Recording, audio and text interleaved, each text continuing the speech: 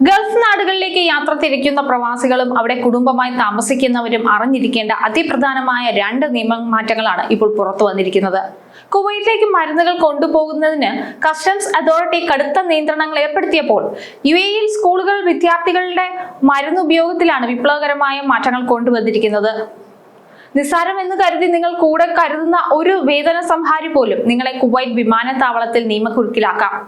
അതുപോലെ UAE സ്കൂളുകളിൽ കുട്ടികളുടെ സുരക്ഷ മുൻനിർത്തി മരുന്നുകൾ നൽകുന്ന രീതിയിലും വലിയ മാറ്റങ്ങൾ വന്നിട്ടുണ്ട്. വിദേശത്തേക്ക് യാത്ര തിരിക്കുന്ന ഓരോ പ്രവാസിയും അറിഞ്ഞിരിക്കേണ്ട അതിപ്രധാനമായ ഒരു കാര്യമാണ് ഇന്ന് പറയുന്നത്. നിസ്സാരമെന്ന് കരുതി നിങ്ങൾ കൂടെ കരുതുന്ന ഒരു വേതന സംഹാരി പോലും നിങ്ങളെ വലിയൊരു നിയമക്കുരുക്കിലേക്ക് നയിച്ചേക്കാമെന്ന് ചുരുക്കം.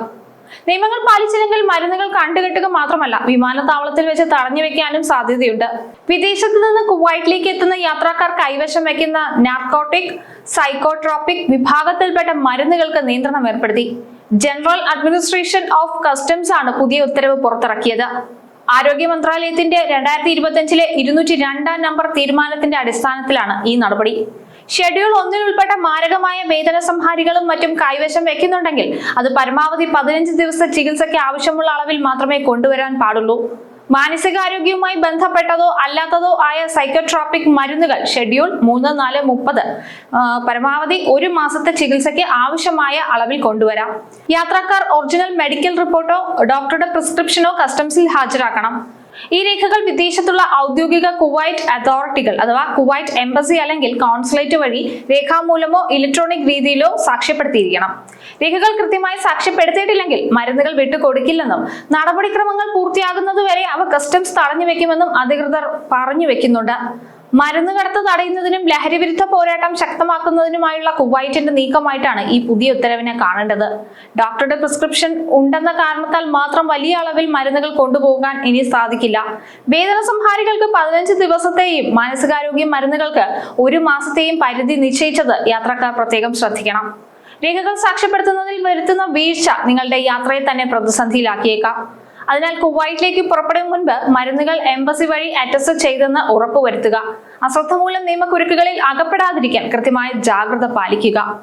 അതേസമയം UAE സ്കൂളുകളെ കൂടുതൽ സുരക്ഷിതമാക്കുന്നതിന്റെ ഭാഗമായി വിദ്യാർത്ഥികളുടെ മരുന്നുപയോഗത്തിൽ വിപ്ലവകരമായ മാറ്റങ്ങളാണ് UAE കൊണ്ടുവന്നിരിക്കുന്നത്. UAE സ്കൂൾ വിദ്യാർത്ഥികളുടെ സുരക്ഷയും ആരോഗ്യവും മുൻനിർത്തി വിദ്യാലയങ്ങളിൽ മരുന്ന് കൊണ്ടുപോകുന്നതിനും സൂക്ഷിക്കുന്നതിനും വിദ്യാഭ്യാസ മന്ത്രാലയവും ആരോഗ്യവകുപ്പും പുതിയ കർശന നിയന്ത്രണങ്ങൾ നടപ്പിലാക്കിയിട്ടുണ്ട്. പലപ്പോഴും മാതാപിതാക്കൾ കുട്ടികളുടെ കൈവശം അശ്രദ്ധമായി മരുന്നുകൾ കൊടുത്തു വിടുന്നത് വലിയ അപകടങ്ങൾക്ക് വഴിവെക്കാറുണ്ട്. ഇത് ഒഴിവാക്കാനാണ് പുതിയ മാർഗനിർദ്ദേശങ്ങൾ UAE നൽകിയത്. ഡോക്ടറുടെ കൃത്യമായ കുറിപ്പടി ഇല്ലാതെ ഒരു മരുന്നും സ്കൂളിൽ അനുവദിക്കില്ല. കുട്ടികൾ സ്വന്തം നിലയ്ക്ക് മരുന്ന് കഴിക്കുന്നത് തടയാനും മരുന്നുകൾ മാറിപ്പോകുന്നത് ഒഴിവാക്കാനും ലക്ഷ്യമിട്ടുള്ള നടപടിയാണിത്.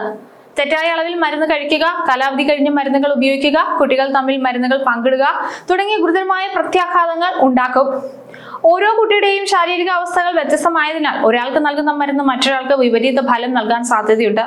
അതിനാൽ ഇത്തരം സാഹചര്യങ്ങൾ ഒഴിവാക്കാനാണ് പുതിയ നിയന്ത്രണം കൊണ്ടുവന്നത്. എന്നാൽ വിട്ടുമാറാത്ത രോഗങ്ങൾ ഉള്ളവർക്കും സ്ഥിരമായി മരുന്ന് കഴിക്കേണ്ട കുട്ടികൾക്കും ഈ നിയമത്തിൽ ഇളവുണ്ട്.